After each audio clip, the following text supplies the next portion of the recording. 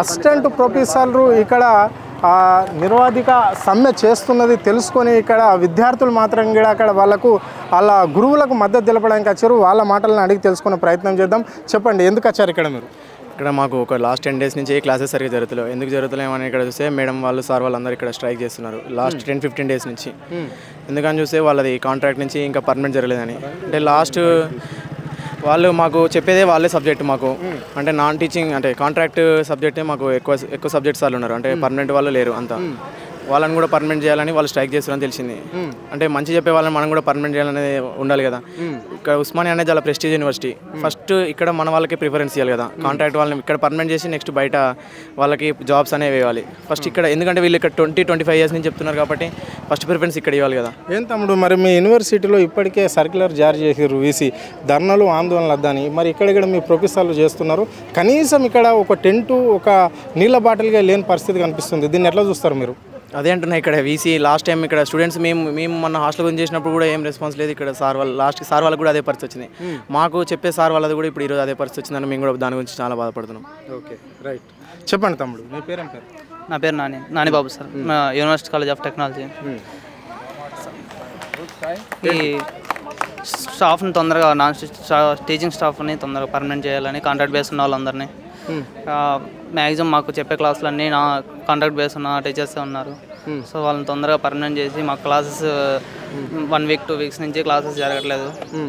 So ఫాస్ట్గా permanent చేస్తే ఈ స్ట్రైక్ అనేది రెస్పాండ్ అయ్యి సార్ వాళ్ళు బీసీ సార్ రెస్పాండ్ అయ్యి ఈ కాంట్రాక్ట్ బేస్ వాళ్ళని పర్మనెంట్ చేయాలని కోరుకుంటున్నాం. Okay, right. ఇది పరిస్థితి. విద్యార్థులు కూడా ఆందోళన చెందడం అనేది అయితే జరుగుతున్నది. అంటే ఇక్కడ వాళ్ళ గురువులు మాత్రం ఇక్కడ 10 రోజుల నుంచి ఇదే వాళ్ళు దీక్షకు దిగుతున్నాము అని చెప్పిన నుంచి అక్కడ మాకు టీచింగ్ కూడా చేసేవాళ్ళు లేరు అని చెప్పేసి వాళ్ళు ఆందోళన చెందడం అనేది జరుగుతుంది. అంటే వీళ్ళు ఎంత ఉత్తీర్ణమైన ఉపాధ్యాయులు కాబట్టి ఇలాంటి వాళ్ళనే ఉంచాలి అని చెప్పేసి కూడా విద్యార్థులు వాళ్ళ సమ్మెకు మాత్రం మద్దతు తెలపడానికి ఇక్కడ యూనివర్సిటీకి సంబంధించి వాళ్ళకు ఏదైనా కట్టుబాట్లు ఉన్నప్పటికీ కూడా వాళ్ళ గురువుల మీద ప్రేమతోటి వాళ్ళు ఇక్కడ రావడం అనేది జరిగింది. అంటే వీసీ మాత్రం ఇక్కడ చిన్న చూపే చూస్తున్నాడు. అంటే ఇక్కడ మేము విద్యార్థులు ధర్నాలు ఆందోళన చేస్తే ఇక్కడ చేయనీయడు, ఇక్కడ మా ప్రొఫెసర్లకు కూడా అదే పరిస్థితి ఇక్కడ తీసుకొస్తున్నాడు వీసీ అని చెప్పేసి వాళ్ళు విద్యార్థులు ఆవేదన చెందడం అనేది అయితే జరిగింది. ఇది పరిస్థితి. ఇంకా మనతో పాటు ఇంకా కొంతమంది ప్రొఫెసర్స్ ఉన్నారు, అడిగి తెలుసుకునే ప్రయత్నం చేద్దాం. చెప్పండి సార్, ఎందుకు ఈ ప్రభుత్వం ఇంత మొండి వైఖరి ఎందుకు చేస్తుంది? ఎందుకు మరి మీకు ఇచ్చిన మాట ఎందుకు నెరవేర్చలేకపోతుంది? ఉస్మానియా యూనివర్సిటీలో ఇక్కడ వీసీ గారు మాత్రమే పర్మిషన్ ఇవ్వట్లేదు. ఏదైతే ముఖ్యమంత్రి గారు రేవంత్ రెడ్డి గారు ఆయన ప్రమాణ స్వీకారం చేసిన రోజే ప్రగతి భవన్ బద్దలు అక్కడ ఉన్నటువంటి కంచెను బద్దలు బాగా పగలగొట్టి ఏమని చెప్పినారు, మీరు ఎక్కడైనా స్వతంత్రంగా మాట్లాడవచ్చు, ధర్నాలు చేసుకోవచ్చు అని చెప్పడం జరిగింది.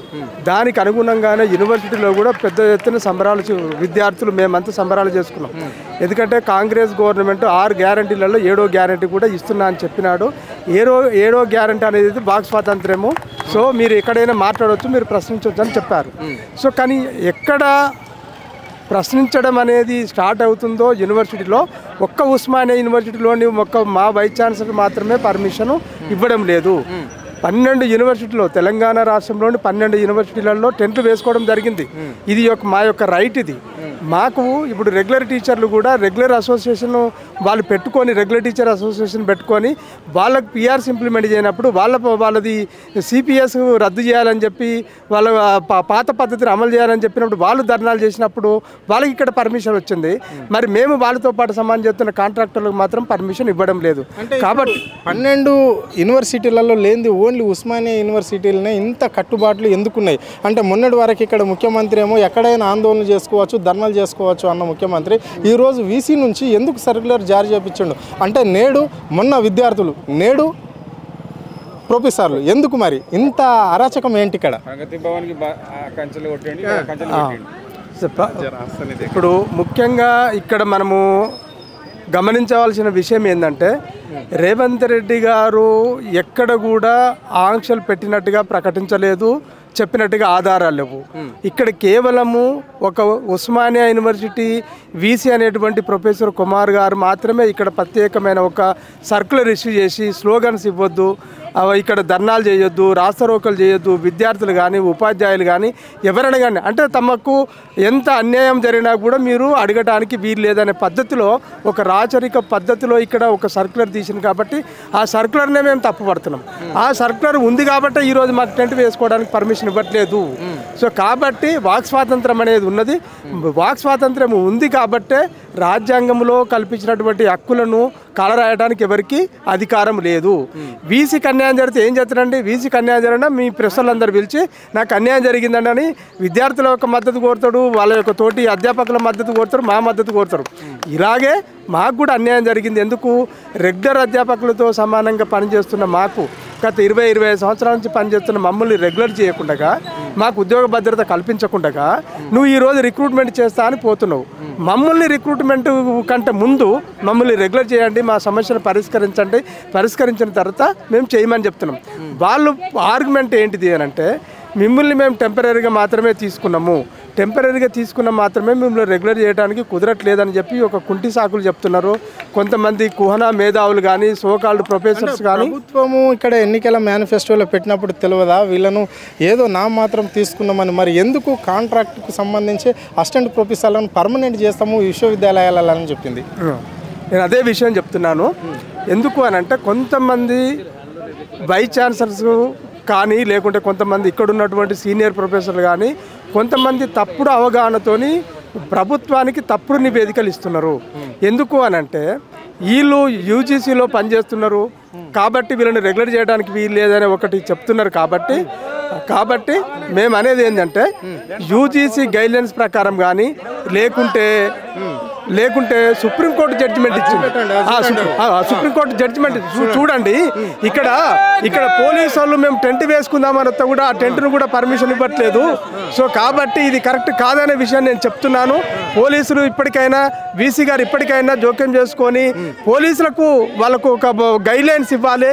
మేము ఇక్కడ పోలీసులు ఇక్కడ వీసీ పర్మిషన్ లేకుండా రారు, వీసీ పర్మిషన్ ఇస్తేనే వస్తారు. కాబట్టి దయచేసి వీసీ గారు ఇప్పటికైనా ఆలోచించి పోలీసులను ఇక్కడి నుంచి పంపించేసి మమ్మల్ని మేము లేకుంటే మేము దొంగలం కాదు, లేకుంటే మేము టెర్రరిస్టులం కాదు, లేకుంటే మేము వేరు కాదు, మేము ఇక్కడ టీచర్లము.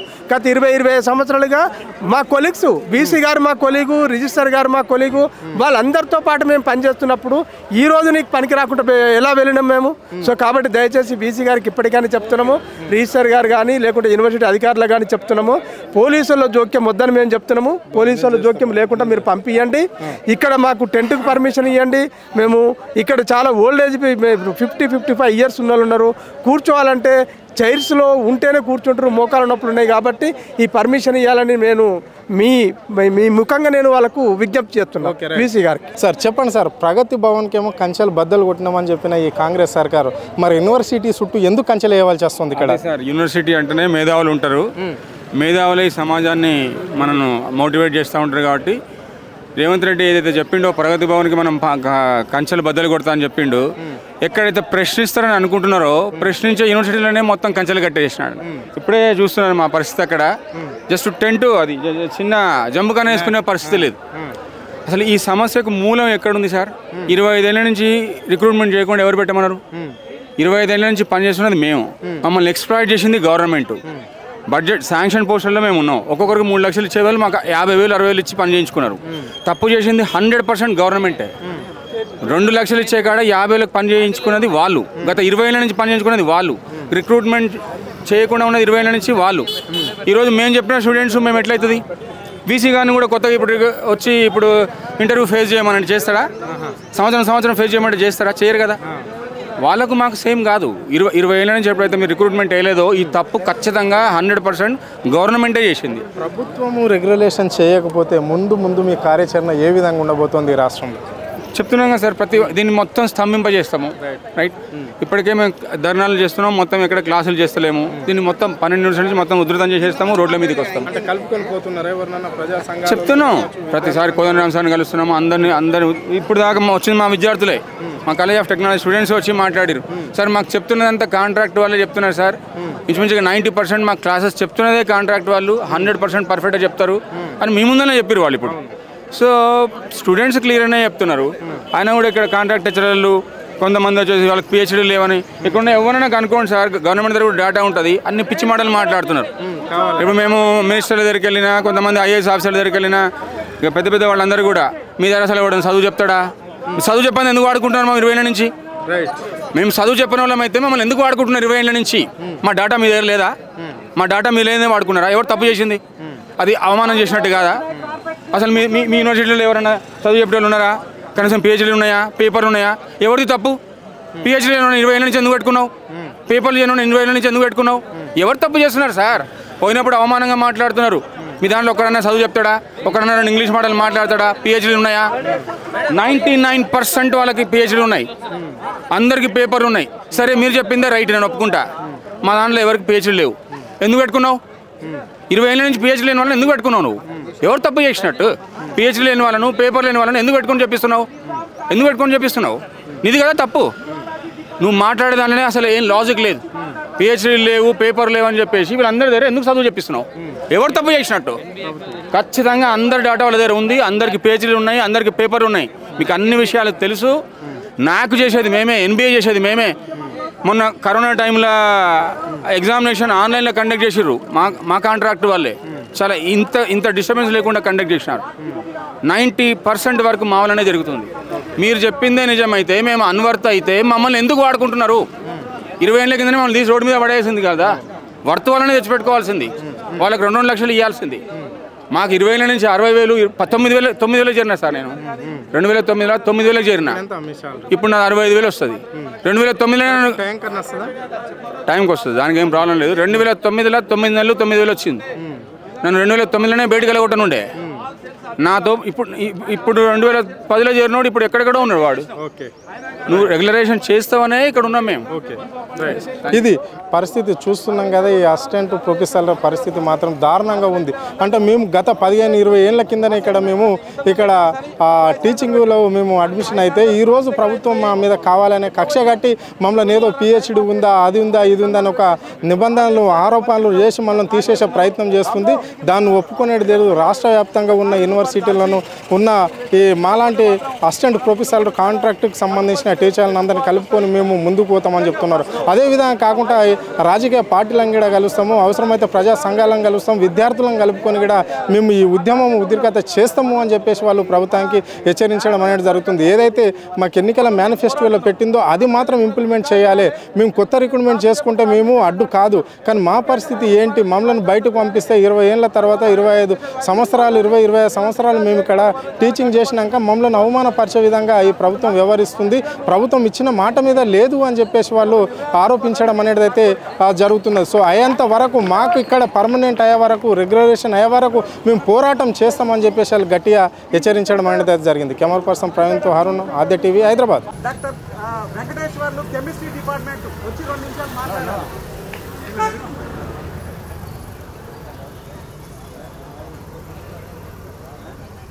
Good morning all. నా పేరు డాక్టర్ వెంకటేశ్వర్లు. గవర్నమెంట్ చెప్తే ఏ దానికి కూడా లాజిక్ లేదు. ఇప్పుడే అదే చెప్తున్నాను వాళ్ళకి కూడా. మన దాంట్లో అసలు ఎంత అవమానంగా మాట్లాడుతున్నారంటే, మీ దాంట్లో అసలు పిహెచ్డీలు ఉన్నాయా? మీ దాంట్లో ఎవరికైనా పేపర్లు ఉన్నాయా? చదువు చెప్పడానికి వస్తాయా రాదా? మా దాంట్లో పిహెచ్డీ లేకపోతే బుద్ధి లేకుండా ఎందుకు వాడుకుంటున్నావు? ఈ పెన్ను పడదు, పడని పెన్ను నువ్వు ఎందుకు వాడుకుంటున్నావు? పెన్ను పడుతుందా పడదా తెలియదా? 20 ఏళ్ళ నుంచి వాడుకుంటున్నావే. ఆ పెన్నుతో 20 ఏళ్ళ నుంచి రాస్తున్నావు, ఇప్పుడు పెన్ను పడదు అంటున్నావు. నీకు అసలు బుద్ధి ఉందా? నేను అడుగుతున్నా, నీకు బుద్ధి ఉందా అంటున్నా. పడని పెన్నును 20 ఏళ్ళ నుంచి ఎందుకు వాడుకుంటున్నావు? మేము పడని పెన్నులమే అయితే 20 ఏళ్ళ నుంచి ఎందుకు వాడుకుంటున్నావు? ఇప్పటికి వాడుకుంటున్నావు, ఇప్పటికి పని చేస్తున్నది మేమే. సో ఏ దాంట్లో లాజిక్ లేదు. చెప్పాలంటే ఇంత ఎడ్యుకేటెడ్ వాళ్ళని అవమానం చేయడం, ఎవరికి వాళ్ళు గవర్నమెంట్లు మారుతా ఉన్నాయి, కొత్త గవర్నమెంట్లు వస్తూ ఉన్నాయి. మనం అనుకున్న డిమాండ్ నెరవేర్చుకునేదాకా మనం లేవద్దు.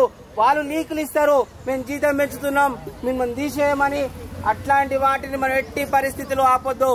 మనం అనుకున్న డిమాండే ఖచ్చితంగా నెరవేర్చాలని మనం ఉద్యమం చేసిందాక ఎవ్వరు మనల్ని ముట్టుకోరు, ఎవ్వరు ఏం చేయలేరు. మనం అన్ని తెగించినాం కాబట్టి ఎవ్వరు కూడా మనల్ని ఈ ప్రజాస్వామ్యబద్ధంగా చేస్తున్న ఈ ఉద్యమాన్ని పక్కకెట్టేసి, మనం పక్కకి నెట్టేసి ఎవ్వరు కూడా సక్సెస్ అయితే మనం చాలా కష్టపడ్డాం. మన పడ్డ కష్టానికి ఫలితం రావాల్సిందే, ఖచ్చితంగా వస్తుంది. కాబట్టి మనం ఇదే స్ఫూర్తితో ముందుకెళ్లాల్సిందిగా అందరినీ రిక్వెస్ట్ చేస్తూ ఈ ఉద్యమాన్ని మనం ఇట్లనే కంటిన్యూ చేయాలి. ఇలా మనం మళ్ళీ ఒకసారి బీసీ ఎట్టి పరిస్థితుల్లో వచ్చి మనకు టెంట్ పర్మిషన్ ఇవ్వాలి. ఆ విధంగా మనం ఎట్టి పరిస్థితుల్లో మనం బీసీని కలవాల్సిందే. ఇప్పుడు మనకి టెంట్ రావాలి, కుర్చీలు రావాలి, మ్యాట్ రావాలి, అన్ని రావాలి. 12 యూనివర్సిటీలలో టెంట్లు వేసుకొని కొట్లాడుతున్నారు. ఉస్మానియా యూనివర్సిటీలో ఎందుకు టెంట్ ఇయ్యరు? ఇదేమన్నా మనం పక్క దేశంలో ఉన్నామా? ఇక్కడ ఇదేమన్నా నిజాం పరిపాలన ఏంది? ఇది ఎందుకు మీరు ఈ ఆంక్షలు? ప్రశాంతంగా పీస్ఫుల్గా ఒక దగ్గర కూర్చొని మన నిరసనలు తెలుపుకుందామని మనం అడిగితే ఇది కూడా అవకాశం ఇవ్వకపోతే ఇది ప్రజాస్వామ్యమే కాదు. కాబట్టి రేవంత్ రెడ్డి గారు ఏదైతే ప్రజాపాలన అన్నాడో, ఎక్కడైతే నిరసనలు జరగకుండా అరెస్టులు చేస్తున్నారో అట్లాంటిది కాంగ్రెస్ ప్రభుత్వం ఉండదని చెప్పేసి ఆయన ఆ రోజు ఏదైతే చెప్పిండో దాన్ని ఈరోజు మన కింద ఉన్న అధికారులు దానిని ఇప్పుడున్న అధికారులు పాటించకుండా మనల్ని ఈ విధంగా ప్రభుత్వానికి వ్యతిరేకంగా, ప్రభుత్వంకి వ్యతిరేకమైన నినాదాలతో ముందుకెళ్తున్నారు. కాబట్టి దయచేసి బీసీలు దాన్ని సవరించుకోవాలి, ప్రజాస్వామ్యబద్ధంగా జరిగేదాన్ని జరగనియాలి, వాళ్ళ హక్కుల గురించి వాళ్ళు కొట్లాడనియాలి. కాబట్టి ఖచ్చితంగా మన బీసీల పైన మనం ఈరోజు మనం అడగాలి. ఎందుకంటే 12 యూనివర్సిటీ వాళ్ళు అడుగుతున్నారు, మీ దగ్గర ఎందుకు టెంట్ వేస్తలేరు? మేమందరం వేసినాం, మీ దగ్గర ఎందుకు వేస్తలేరు? మేమందరం వస్తాం, చలో ఉస్మానియా యూనివర్సిటీ ప్రోగ్రామ్ పెట్టండి, మేమందరం వచ్చి కొట్లాడతామని చెప్పేసి అంటున్నారు. మరి మన దగ్గర అనుకున్నట్టు మనం ఏదైతే బేసిక్ డిహెచ్ఆర్ ఏదైతే 3% ఇంక్రిమెంట్ అనుకున్నామో దాని ప్రకారంగా విత్ మన సర్వీస్ కన్సిడర్ చేసి ఇప్పటివరకు ఎన్ని సంవత్సరాలు మనం వర్క్ చేసినామో అన్ని సంవత్సరాల సర్వీస్ కన్సిడర్ చేసి మనం అనుకున్న స్కేల్లో వచ్చేదాకా మన ఉద్యమం ఆగకూడదని చెప్పేసి ఈరోజు మనం ఇంతగా కొట్లాడుతున్నాం. వాళ్ళు ఏదో ఇంత జీతం పెంచాలనుకుంటే ఎన్నడో పెంచేవాళ్ళు, కానీ జీతం పెంచడం అనేది మనం ఫస్ట్ ప్రయారిటీ కాదు. మనము ఇన్ని సంవత్సరాలు యూనివర్సిటీకి సాక్రిఫై చేసినాం. కాబట్టి ఇక్కడైనా మేము అతి తక్కువ మా సర్వీస్ ని ఇక్కడైనా గౌరవప్రదంగా మేము బతకాలనుకుంటున్నాం.